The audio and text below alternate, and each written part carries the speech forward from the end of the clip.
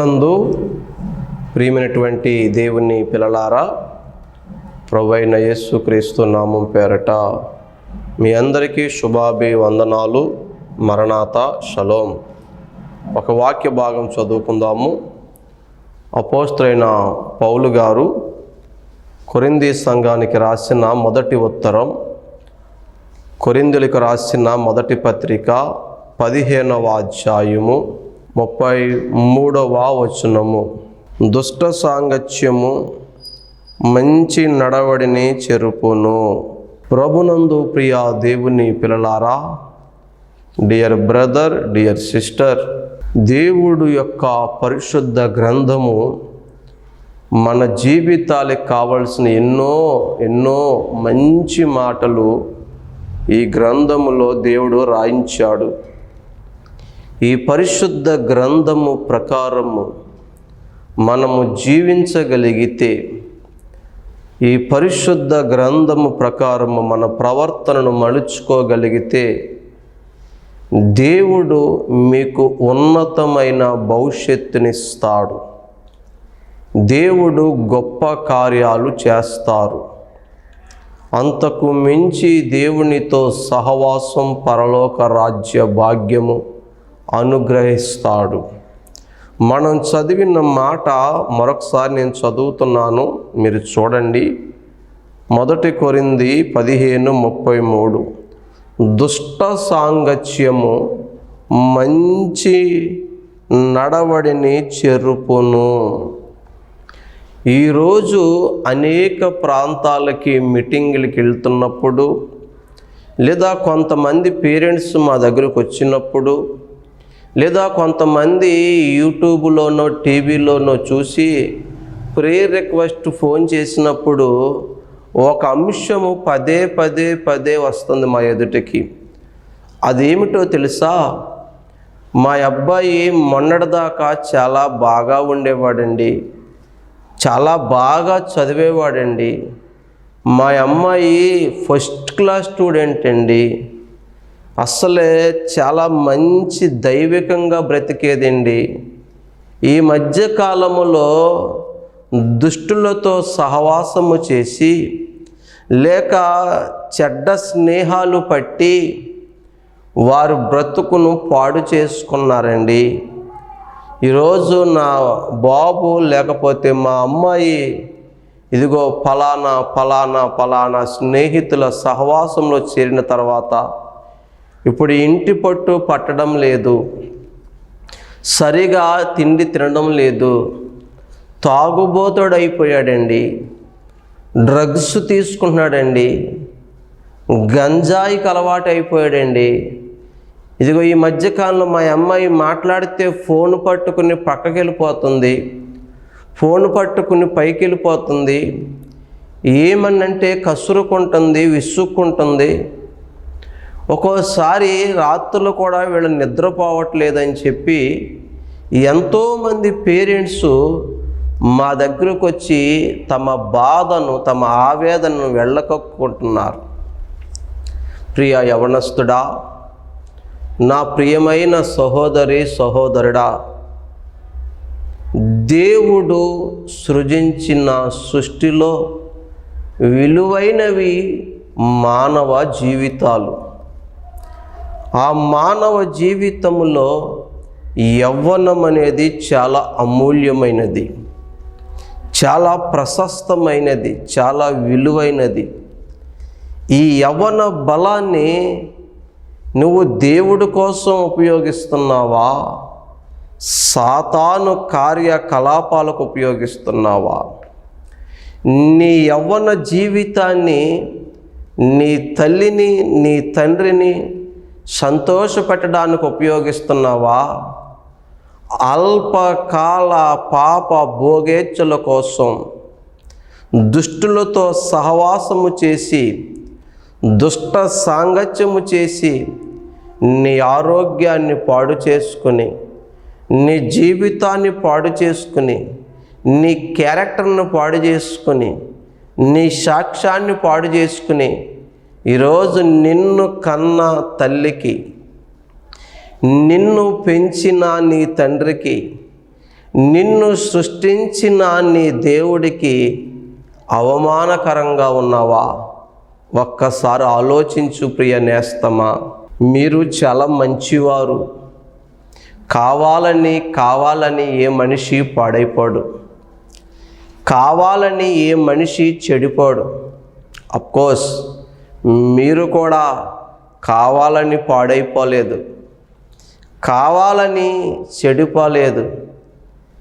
నిన్ను ప్రేరేపిస్తున్న కొంతమంది స్నేహితుల వల్ల నీ శరీరములో కోరికలు గుర్రాలై పరిగెత్తి నీ శరీరాన్ని అణుచుకోలేక, నీ మనస్సును అణుచుకోలేక, నీ మనస్సుకు ప్రాకారం పెట్టుకోలేక ఈరోజు నీ యవ్వన జీవితాన్ని పాడు చేసుకుని, నీ విద్యా జీవితాన్ని పాడు చేసుకుని, నీ కెరియర్ పాడు చేసుకుని, ఒక్కోసారి నేను ఎందుకు బ్రతుకుతున్నానో నాకే తెలియడం లేదు, నేను చచ్చిపోతే బాగుండు అని ఒక్కోసారి పశ్చాత్తాపడుతూ, మరొకసారి మరలా దుష్ట స్నేహాల వల్ల మరలా ప్రభావితమవుతూ ఈరోజు నీ బ్రతుకు కుక్కలు చింపిన విస్తరలాగా అయిపోయిందా? నీ చదువు నీకు అక్కరకు రాకుండా అయిపోయిందా? ఒక్కసారి ఆలోచించు ప్రియా సహోదరి సహోదరుడా. నీ స్నేహితులు ఎటువంటి వాళ్ళో నీ క్యారెక్టర్ కూడా అలాగే మారే అవకాశం ఉన్నది. ఓ ఇంగ్లీష్ కవి ఏమన్నాడో తెలుసా? వాడి స్నేహాలు బట్టి వాడి క్యారెక్టరు అంచనా వేయచ్చు అన్నాడు. బైబిల్ అంటుంది మంచోళ్ళు కూడా, భక్తిపరులు కూడా, విద్యావంతులైన వారు అయినప్పటికీ కూడా వారు ఎప్పుడైతే దుష్టులతో స్నేహం చేస్తారో, బ్యాడ్ ఫ్రెండ్స్తో ఫ్రెండ్షిప్ చేస్తారో, ఏదో ఒక సమయాన్న ఎప్పటికో ఒకప్పటికి ఈ మంచోడు కూడా ఈ దుష్టులతో సహవాసం వల్ల, ఈ దుష్టుల ఆలోచన చొప్పున నడవడం వల్ల వాడి నడవడి కూడా పాడైపోతుంది, వాడు బ్రతుకు పాడైపోతుందని ఈ బ్రతుకు పుస్తకమైన బైబిల్ చక్కగా బోధించింది. పౌలయ్య గారు అంటున్నాడు 1 కొరింథీ 15:33లో, దుష్ట సాంగత్యము మంచి నడవడిని చెరుపును. నిజమే, చక్కగా చదువుకునేవాడివి, చక్కగా చదువుకునేదానివి, ఈరోజు నువ్వు ఇలా ఎందుకైపోయావు ఒక్కసారి నిలిచి ఆలోచించు. ఈ లేనిపోని అలవాట్లు నీకు ఎక్కడి నుంచి వచ్చాయి? దేవుడు నేర్పడా? నో. మీ అమ్మగారు నేర్పరా? నో. మీ డాడీ నేర్పడా? నో. ఏ దేవుడు, ఏ తల్లి, ఏ తండ్రి కూడా ఏంటి దుష్టుల యొక్క చెడ్డ అలవాట్లు నేర్పరు. పాపాన్ని పురికొల్పరు, పాపాన్ని ప్రోత్సహించరు. ఒకవేళ అలా ప్రోత్సహిస్తే వారి నిజమైన పేరెంట్స్ కాదు. ప్రియమైన దేవుని బిడ్డలారా, ఈరోజు నీ చెడ్డ స్నేహమే ఈరోజు నీ చీకటి జీవితానికి కారణమైంది కదా. మేము కొంతమందిని అడుగుతాం, ఎందుకు ఇలాగ అయిపోయావు? మీ అమ్మగారు చాలా బాధపడుతున్నారు బిడ్డ, మీ నాన్నగారు చాలా ఏడుస్తున్నారు బిడ్డ. ఒకప్పుడు సండే స్కూల్కి వెళ్ళావు, ఒకప్పుడు సండే స్కూల్లో పాటలు పాడావు, కథలు చెప్పావు, ఒకప్పుడు యూత్లో ముందుండి పాటలు పాడావు, వర్షిప్ చేసావు, ఎన్నో యూత్ మీటింగ్స్ని లీడ్ చేసావు. ఇలాగ ఎందుకైపోయావంటే ఫలానా వాడు లేదా ఫలానా నా ఫ్రెండో ఫలానా ఆమె నన్ను ఈ స్థాయికి తీసుకొచ్చారండి, నాకు లేనిపోని అలవాటు చేశారండి, నాకు లేని మద్యాన్ని అలవాటు చేశారు, నాకు లేని వ్యభిచార గృహాలు అలవాటు చేశారు, నాకు తెలియనటువంటి శారీరక సుఖాలు అలవాటు చేశారు.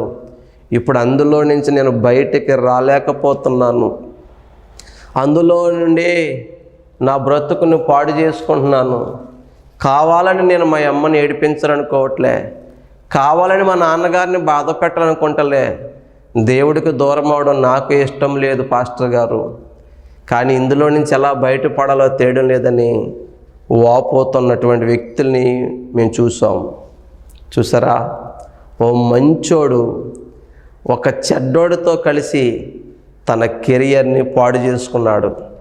ఒక మంచి అమ్మాయి చదువుల కోసం తల్లిదండ్రులు ఓ దూర ప్రాంతం పంపిస్తే, ఒక పట్టణానికి పంపిస్తే అక్కడ లగ్జరీకి అలవాటై క్లాస్మేట్స్లో సంపన్నుల బిడ్డలు ఉండొచ్చు, కానీ నీ స్థాయి ఏంటో నీకు తెలుసు కదా సహోదరి. మీ అమ్మగారు ఏం పని చేసి నిన్ను చదివిస్తున్నారని తెలుసు కదా. మీ నాన్నగారు ఏ చిన్న కూలి పని చేసి నిన్నింత దాన్ని చేసి తెలుసు కదా. నీ పెద్ద స్నేహితుల వల్ల, డబ్బున్న సంపదల స్నేహితురాళ్ళ వల్ల నేను వాళ్ళలాగా ఉండాలి, వాళ్ళలాగా డ్రెస్అప్ అవ్వాలి, వాళ్ళలాగా మేకప్ అవ్వాలి, నా మెయింటెనెన్స్ కూడా రాయలుగా ఉండాలని ఈరోజు క్షణికమైన సుఖమే కదా, 5 నిమిషాలు కళ్ళు మూసుకుంటే సరిపోదు కదా అని చెప్పి నువ్వు తప్పుడు మార్గానికి వెళ్ళావు కదా.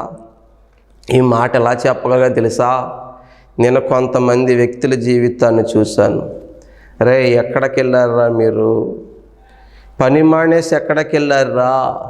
మా నిర్మాణాల పనులకు వచ్చేవారు యూత్, మా మందిర నిర్మాణం పనులకు వచ్చేవారు యూత్. జీతాలు తీసుకున్న తర్వాత రోజు లేదా మధ్యలోనో ఒక రోజు పని వాయిదా వేసేవారు. ఎక్కడికి వెళ్ళారా, పని ఎందుకు మానేశారా అంటే వాళ్ళు ఫస్ట్ అబద్ధాలు చెప్పకండి రా పాస్టర్ గారికి దేవుడికి అంటే కొంతమంది నిజాలు ఒప్పుకునేవారు. పలానా ఊరండి, పలానా కాలేజీ దగ్గరండి, వాళ్ళ అమ్మాయిలే కానీ చదువుకునే స్టూడెంటే కానీ డబ్బుల కోసం అమ్ముడైపోతారు, పలానా రేటుకి పలానా చోటుకి వస్తారో అని చెప్పి వాళ్ళు చెప్పినప్పుడు చాలా బాధేసింది. నిజమే, ఇది సత్యమే. కొందరిని చూసాం కూడా. ప్రియమైన దేవుడు, మా పనికి వచ్చిన ఆ బిడ్డలు వాళ్ళు చెప్పినప్పుడు వారి జీవితాలు మేము దగ్గర నుంచి చూసాం. ఈరోజు మీ అమ్మగారు మీ నాన్నగారు నిన్ను దూర ప్రాంతంలో పట్టణంలో చదువుకుంటావని, మాకులాగా మా బిడ్డల బ్రతుకులు ఉండకూడదని, నువ్వు గొప్పదాని అవుతావని నిన్ను పంపిస్తే నేను ఎక్కడో దూరముగా ఉన్నాను కదా. మా అమ్మకి తెలియదు, మా నాన్నకి తెలియదు. వాళ్ళ పంపించే డబ్బులు ఫీజులకే సరిపోతాయి తప్ప నేను లగ్జరీగా బ్రతకడానికి సరిపోవని చెప్పి నీ పవిత్రమైన దేహాన్ని, నీ పవిత్రమైనటువంటి కన్యత్వాన్ని నువ్వు పోగొట్టుకుంటున్నావా సహోదరి? ఆల్రెడీ కోల్పోయావా సహోదరి? మనీ పోతే మరలా సంపాదించుకోవచ్చు అంట కదా. హెల్త్ పోతే ఏదో కొంతే నష్టపోయినట్టు అంట కదా. కానీ క్యారెక్టర్ పోతే సమస్తము కోల్పోయినట్టు కదా. ఎందుకు బిడ్డ? తుచ్చమైనటువంటి సుఖాల కోసం, భోగాల కోసం, కాస్ట్లీ మెయింటెనెన్స్ కోసం నీ వివాహ దినము దాకా దాచుకోవలసిన నీ క్యారెక్టర్ వర్జినిటీని ఎందుకు కోల్పోతున్నావు? నీ స్నేహితులే కదా నిన్ను ప్రేరేపించారు. పర్వాలేదులే, ఇక్కడ ఎవరు చూస్తారు, మిడ్ నైట్ ఎవరు వస్తారు, మీ అమ్మకి ఎలా తెలుస్తుంది, మీ నాన్నకి ఎలా తెలుస్తుంది, ఎవరైనా చెబుతారా, ఎవరైనా చూస్తారా అని నిన్ను ప్రేరేపించారు కదా. డియర్ ఫ్రెండ్, డియర్ సిస్టర్, నీ స్నేహితులతో కూడా నువ్వు జాగ్రత్తగా ఉండాలి. వాళ్ళు నిన్ను పాపానికి ప్రేరేపించినప్పుడు నువ్వు ఒప్పుకోకూడదు. స్నేహం కంటే క్యారెక్టర్ ముఖ్యం. నిన్ను నమ్మారు మీ అమ్మగారు మీ నాన్నగారు. నువ్వు ఈరోజు నువ్వు క్యారెక్టర్ని కోల్పోతే మీ అమ్మకి తెలియదు, మీ నాన్నకి తెలియదు, కానీ దేవుడికి తెలుసు. నువ్వు రహస్యంగా ఏ పాపం చేస్తున్నావో దేవుడు చూస్తున్నాడు. నువ్వు ఎవరితో ఉంటున్నావో దేవుడు చూస్తున్నాడు. నువ్వు ఎక్కడ తిరుగుతున్నావో దేవుడు చూస్తున్నాడో. నీ ఫోన్లో ఏం మాట్లాడుతున్నావో దేవుడు చూస్తున్నాడు. ఈ ఫోన్లో ఏం చూస్తున్నావో దేవుడు చూస్తున్నాడు. ఈ ఫోన్లో ఏం చాటింగ్ చేస్తున్నావో, ఎవరితో చాటింగ్ చేస్తున్నావో, మీ తల్లిదండ్రులను ఎలా చీటింగ్ చేస్తున్నావో అన్ని ప్రభువు చూస్తున్నాడు. ఆయనకు మరుగైనది ఏదీ లేదు. ప్రియ దేవుని బిడ్డ, నీ స్నేహాలు జాగ్రత్తగా ఉండాలి. చెడ్డవారితో చేరితే ఒకరోజు కాకపోయినా రెండో రోజు కాకపోయినా మరొక రోజు, ఏదో ఒక రోజు వాళ్ళ అలవాట్లు, వారి పద్ధతులు, వారి బిహేవియర్ నీకు వచ్చే ప్రమాదం ఉంది. అలాగూ పాడైపోయిన వాళ్ళు ప్రపంచంలో కోకొల్లలు ఉన్నారు. నీకు తాగుడు ఎవరు నేర్పారా? ఫ్రెండ్స్. నీకు సిగరెట్ ఎవరు నేర్పారా? ఫ్రెండ్స్. నీకు గంజా ఎవరు నేర్పారా? ఫ్రెండ్స్. నీకు డ్రగ్స్ ఎవరు నేర్పారా? ఫ్రెండ్స్. నీకు వ్యభిచారం ఎవరు నేర్పారా? ఫ్రెండ్స్. ఈరోజు ప్రపంచంలో మంచి స్నేహితులు చాలా తక్కువగా ఉన్నారు, బ్యాడ్ ఫ్రెండ్స్ బహు ఎక్కువగా ఉన్నారు. నా ఫ్రెండ్ని పాడు చేయకూడదు, వాడిని బాగు చేయాలనుకున్న వాళ్ళు చాలా చాలా చాలా తక్కువ మంది ఉన్నారు.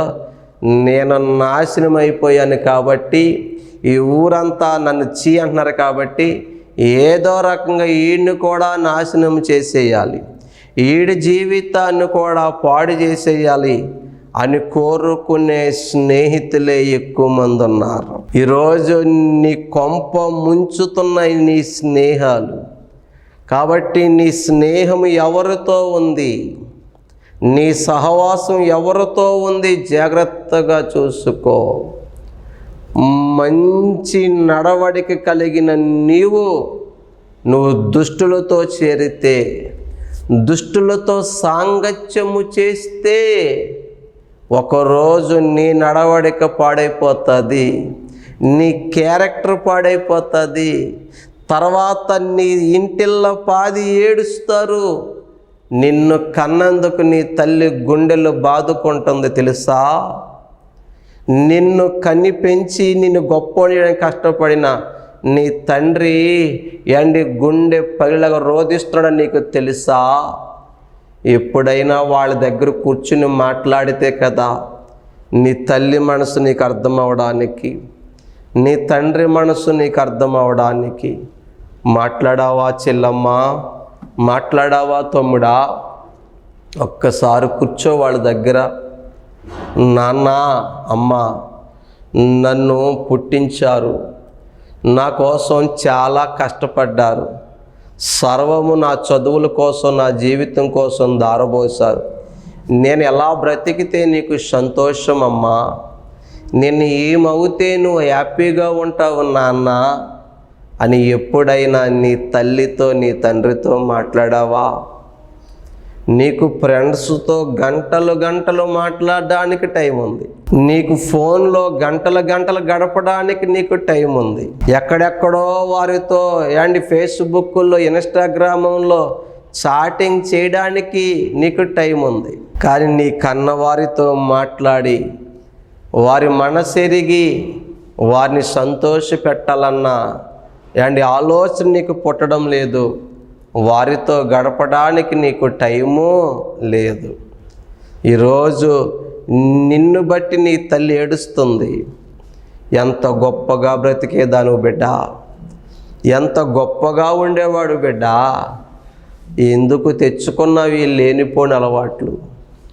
దీనివల్ల నీకు ఏం ఉపయోగం చెప్పు? రేపొద్దున్న ఈ పాపములోనే బ్రతికి, ఈ పాపిష్టి అలవాట్లలోనే జీవించి నీ ఆరోగ్యాన్ని పాడు చేసుకుని, నీ క్యారెక్టర్ను పాడు చేసుకుంటే, రేపొద్దున నిన్ను చూడలేక నీ తల్లి గుండె ఆగిపోతే, నీ తండ్రి బలవంతంగా చనిపోతే, రేపొద్దున నరకానికి వెళ్ళిపోతే, అప్పుడు ఈ స్నేహితులు నిన్ను కానీ నీ కుటుంబాన్ని కానీ ఉద్ధరిస్తారా?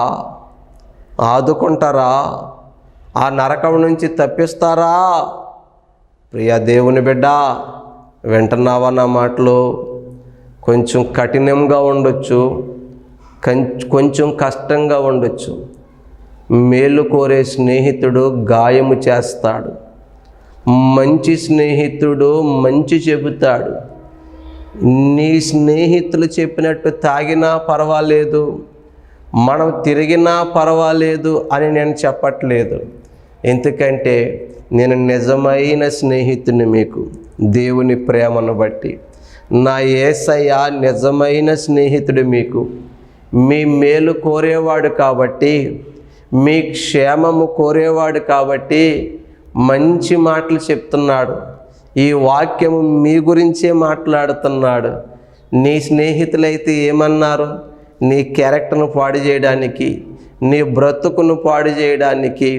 తాగినా పర్వాలేదురా, తిరిగినా పర్వాలేదే, ఈ వయసులో కాకపోతే ఏ వయసులో ఎంజాయ్ చేస్తాం, ఈ వయసులో కాలేజీకి బంకు కొట్టకపోతే ఇంకెప్పుడు బంకు కొడతాం, ఇప్పుడు కాకపోతే ఎప్పుడు వెళ్తాం పార్కులకి, ఇప్పుడు కాకపోతే ఎప్పుడు తిరుగుతాం బీచ్లంట.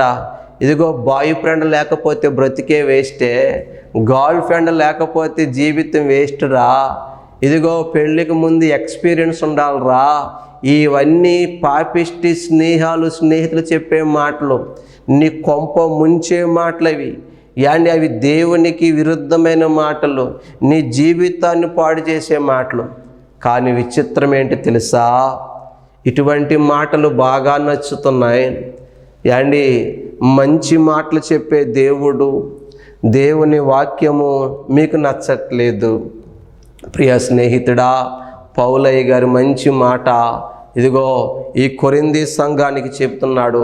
ఈరోజు ఈ వాక్యంలో నుంచి దేవుడు ఈ దిన సేవకుల్లో నుంచి నీతో నాతో మాట్లాడుతున్నాడు. ఇదిగో 15:33 కొరింథీ పత్రిక మొదటి అధ్యాయంలో దుష్ట సాంగత్యము మంచి నడవడిని చెరుపును. ఒకవేళ నీ స్నేహితుల్లో ఎవరైనా దుష్టులుంటే, బ్యాడ్ ఫ్రెండ్స్ ఉంటే అర్జెంటుగా వారిని కట్ చేయి.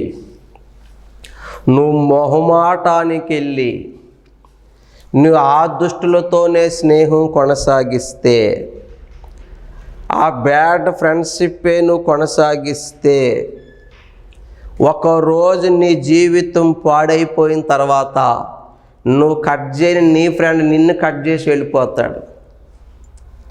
ఈరోజు ఫ్రెండ్స్లో చాలామంది నీ దగ్గర ఉన్నది నువ్వేదో గొప్పోడు అని కాదు, గొప్పదాని అని కాదు. నీ దగ్గర డబ్బు ఉందనో, నీ దగ్గర అందం ఉందనో, నీతో గడిపితే బాగుంటుందనో, సరదాగా ఉంటుందనో కానీ నీతో స్నేహం చేస్తున్నారు వాళ్ళు. నా జీవితం పాడైపోయింది, ఈయన్ని పాడు చేసేయాలి, నేను పాడైపోయాను కాబట్టి దీన్ని పాడు చేసేయాలని ఈరోజు నీతో స్నేహం చేస్తున్నారేమో. చూసుకో ఒక్కసారి, చెక్ చేసుకో ఒక్కసారి. నిజమైన స్నేహితుడైతే నిన్ను పాపానికి పురికొల్పడు, నిన్ను చెడగొట్టదు,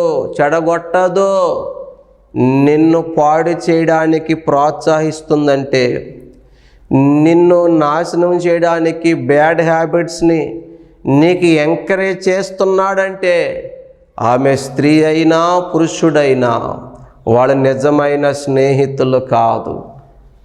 వాళ్ళు నిజమైనటువంటి స్నేహం నీతో చేయట్లేదు. ఇదిగో నిజమైన స్నేహితుడు యేసు ప్రభు. ఆయనతో సహవాసము చేసి చూడు, ఆయనతో స్నేహము చేసి చూడు. నీ క్యారెక్టర్ అద్భుతంగా బిల్డప్ అవుతుందండి. నీ బ్రతుకు మారుతుంది, నీ ఆలోచన విధానం మారుతుంది. నువ్వు పవిత్రంగా బ్రతకగలుగుతావు, నీతిగా బ్రతకగలుగుతావు. నీవు అనేక మందికి దీవెనకరంగా ఉండగలుగుతావు. నీ ఇంటికి ఒక ఆశీర్వాదకరంగా నువ్వు ఉండగలుగుతావు. ఈరోజు చూడండి, చెడ్డ స్నేహాలు పట్టి దుష్టులతో తిరిగి ఈరోజు నువ్వు ఇంటికి భారమైపోయావు కదా. నీ స్నేహితులు నీకు నేర్పినటువంటి ఆ దురలవాట్ల వల్ల నువ్వు తాగి పడిపోతుంటే, నువ్వు గంజాయి తీసుకుని, డ్రగ్స్ తీసుకుని, యాండి స్త్రీలతో లేక పురుషుడితో పాపం చేసి ఈరోజు పోలీస్ కేసుల్లో ఇరుక్కుని, ఇంటి మీదకి రోజుకో గొడవ తెచ్చి, ఊర్లో కొట్లాట్లకు వెళ్ళి, గాయాలు పాలయ్యి, యాక్సిడెంట్లు పాలయ్యి ఈరోజు నువ్వు ఏడుస్తున్నావు, నీ ఇంటి వారిని ఏడిపిస్తున్నావు. దుష్ట సాంగత్యం వల్ల ఈరోజు మంచి నడవడిక కలిగిన నువ్వు ఈరోజు బ్యాడ్ బాయ్గా, బ్యాడ్ గర్ల్గా మిగిలిపోయావు. ఈరోజు నీ గురించి నీ తల్లి ఏడుస్తుంది, నీ తండ్రి ఏడుస్తున్నాడు. నువ్వు ఎలా వస్తావో ఇంటికి అని భయంగా బ్రతుకుతున్నారు. ఈ వయసులో కూడా నిన్ను కన్నందుకు మేము ఇంకా ఎందుకు బ్రతుకున్నామా అని ఏడుస్తున్నారేమో. నిన్ను కన్న పాపానికి మేము చావాలిరా అని ఏడుస్తున్నారేమో. ఒక్కసారి ఆలోచించావా? నువ్వు దుష్టులతో సహవాసం చేసి నీ తల్లి మీద తిరగబడుతున్నావు, నీ తండ్రి మీద తిరగబడుతున్నావు. కొంతమంది బిడ్డలైతే తల్లిని తండ్రిని కూడా కొట్టే స్థాయికి ఎగబాకారండి. ఇంకొంతమంది పిల్లలైతే ఇంట్లో అమ్మని, తల్లిని లేకుండా, చెల్లని లేకుండా, నాన్నని లేకుండా అందరిని పచ్చి బూతులు తిడుతున్నారు. నీ స్నేహితుల దగ్గర నేర్చుకున్న ఇవేనా? అమ్మని బూతులు తిట్టమనా, నాన్నని బూతులు తిట్టమనా, ప్రార్థనకు దూరమయ్యి దేవుని విడిచి విచ్చలవిడి జీవితం బ్రతకమనా? ఇది దుష్ట సాంగత్యం యొక్క ఫలితము. అర్జెంటుగా నీ ఫ్రెండ్షిప్ మార్చుకో సోదరా, సహోదరి. లేకపోతే నువ్వు చెల్లించక తప్పదు భారీ మూల్యం. ఒకరోజు నువ్వు చాలా నష్టపోతావు. ఇంత చదువుకుని ఎందుకు పనికిరాని వాడివైపోయావని ఈరోజు నీ ఇంటిల్లో 10 ఏడుస్తున్నారు. వెళ్ళి చూడు. ఈరోజు నీకు అలవాట్లైన దురలవాట్ల వల్ల దొంగతనాలకి పాల్పడుతున్నావు నువ్వు. ఈరోజు చెడ్డ వ్యక్తులతో సహవాసం చేసి ఈరోజు నువ్వు చీకటి బ్రతుకులు బ్రతుకుతున్నావు. నీకు కానరాని రోగం వస్తే, నువ్వు మంచం మీద పడితే ఈ స్నేహితులు ఎవరు నిన్ను ఆదుకోరు, ఈ స్నేహితులు ఎవరు నిన్ను బాగు చేయలేరు.